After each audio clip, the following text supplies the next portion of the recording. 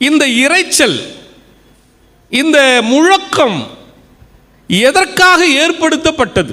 வானத்திலிருந்து சடுதியாய் ஒரு இரைச்சல் உண்டானது என்று இருக்கிறது. எதுக்காக இங்கே இப்படி ஒரு சவுண்டு ஒன்று வருகிறது, ஒரு முழக்கம் ஒன்று வர வேண்டும். அப்போ அதற்கும் இப்போ கடவுளுடைய சத்தத்தை கேட்க வேண்டும் என்கிற தலைப்புக்கும் என்னையா ஒப்புமை இருக்கிறது என்பதை நாம் ஆராய்ந்து பார்க்க வேண்டிய கடமை இருக்கிறது. இந்த இரைச்சல், இந்த முழக்கம் எதற்காக ஏற்படுத்தப்பட்டது? வானத்திலிருந்து சடுதியாய் ஒரு இரைச்சல் உண்டானது என்று இருக்கிறது. எதுக்காக இங்கே இப்படி ஒரு சவுண்டு ஒன்று வருகிறது, ஒரு முழக்கம் ஒன்று வர வேண்டும்.